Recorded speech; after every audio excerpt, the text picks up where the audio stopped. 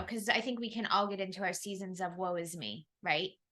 And have hard times, especially when the hormones are fluctuating and things are happening. And when we can remember that, just the fact that we get up in the morning and there's still breath in our lungs, right? We're living in this country. We've got roofs over our heads. We have a bed to sleep in. These small things are big things. Mm-hmm.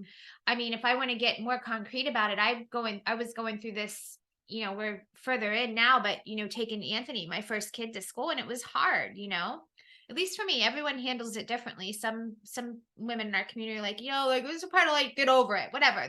I get it, like, to each their own, but, like, I was having a hard time with it. Just that, like, my kids are growing up. My first one's gone. Like, I'm not going to see him for probably 3 months, all of those things. And then I take a step back and I'm like, I am so grateful that he was under my roof for the 20 years that he was. Yeah. I'm so grateful that I've been given the opportunity to be his mother. I'm so grateful that he is healthy. Do you know how many people don't have kids that are healthy right now? I'm so grateful that regardless of what trouble right now that my kids are getting into or whatever, like they said to me this morning, or he's away and I can't see him all the time. They're healthy. They're healthy kids. They're my kids. Like that, like.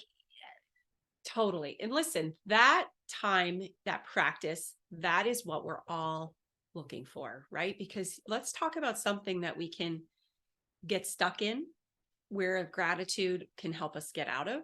That at this point in our life, I'm just going to say this, we can be looking back on more life behind us than we have ahead, and we're possibly not where we hoped we would be. Yeah. And that can feel hopeless, maybe not hopeless, but it can not inspire hope. Yeah. Right? Yes. And the point of gratitude is to have a practice where every day you just focus on the things. So like you talked about the country. Yeah. Okay. The country is a little bit messed up right now. That might be, putting it mildly, but let's put it in perspective. Let's zoom out, because we are such ants when it comes to our own life that we're so microscopic. Like, I love what you said. It's like, yeah, people are like, get over it. People don't understand something until they've gone through it. Mm-hmm. And now look at the heart that you have for women in that space. Right. Until you've walked that walk, you don't realize all that goes with it. Yeah. Right. And I think so. Back to my point about the country. We need to zoom out and look. Like, I watched a documentary last night on public television about World War II and all of those men just going up on the beaches. And it was actually a really cool documentary about like Latino American contributions in World War II and in Japan, and some of the hardships. And guys, the world is not perfect. No. It is not. And there are definitely some things that if I could click my heels and go live in the 1950s, I might say that sounds pretty freaking good right now. Yeah. But overwhelmingly, overarchingly, our quality of life, our standard of life, our longevity of life, our control over our life is far greater than it ever was. Can we just take a moment to be grateful for that? Yeah. I think that we do have to put that into perspective, because if we get lost in, all of the narrative of, like the polarization and the this and the that, and everybody's angry and who's going to be our president and what's like coming. This is just such a horrible state of the world right now. What's happening to our country? We can go there, but once again, we're falling into the trap. I mean, right. And we don't like, on the flip side of that, how can we flip that narrative and be grateful? We live in a country where we're free. Yeah. Right. And you might want to argue those points, but it still is about as free as it gets. Yeah. So right. We have so many opportunities. There's just. Yeah. And what we can't do is get stuck in the talk, which is what happens with a lot of us women. And if it's you and you're sitting there going, because sometimes women, that's how we relate, right? We're having these conversations and we're sitting there and we're like, I'm feeling this. Are you feeling this too? And then, but it turns into a little bit of a non-constructive, just like, and then pretty soon by the end of if it's about politics or religion or war or whatever it might be, 20 minutes later, it started out as this bonding experience. And then you walk away feeling like, oh, nothing's good, like despair almost, right? Mhm. So we have to stop talking as much and start doing more. So Mhm. if you are worried about the homeless population, what are you doing? What are you doing about it? If you are worried about politics, are you volunteering for your favorite?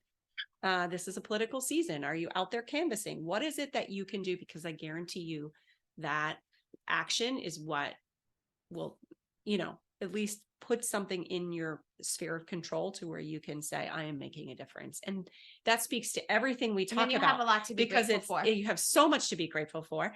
And it speaks to giving you more purpose, because Mhm. lack of purpose is a place where that's what again, we're out on a mission to make sure that people realize that that is where you get sick. That's where you get stuck. That's All of where that. all of it. And it's so easy to do that, I think, in this phase of life. It's so easy to get Oh, stuck yeah. and And do what everybody, was that's what me. everybody else Yeah. is doing. Yeah. Everybody else is just sitting around talking about it. I sit around talking about it, Right. guys. I'm not doing enough. But I do know that the more I talk about it, the less good I feel about it. Yeah. Right. So again, what can we do in the day to day to be there for our families? Yeah. To be a powerful example for our families. And one of them is feeling grateful for Yeah. everything we do have. Absolutely. Sorry, I'm And like saying super no, passionate but about that's that. good. I love that. And what can we do not only for our families? What can we do for our friends? What can we do for our community? What can we do on a bigger scale for the world at large? And it's a little bit of a sidetrack, I think, from just the conversation of being grateful, but it comes into play because a lot of times we need to talk about practicing being grateful because we get stuck in that muck, right? And to your point, there are two ways. There are more than two ways, but two of the ways we can get out of that muck is a practice of gratitude and focusing on grateful. And then secondarily, action, like take action, because you can't sit around and Have it both complain and feel ways. sorry for yourself or sorry for where you are in life or sorry for the world around you. If you are feeling that way, you can feel that way and you can stay there. But if you stay there and you don't either A, look for things that you can be grateful for, B, do something about it, you're going to be miserable. And Yeah. why, none You of us have want to be there. you have to, the way I see it, you have two choices. I'm very black and white, as you know. Yes. You can accept it. You can accept the world as it is, or you can do something about it. Yes. And, this message And you can, P.S. Sorry, you can find still the positives in the world around you and in your own life and Yes. speak that to other people too. Well, that's doing something about it, right? Mirroring this example of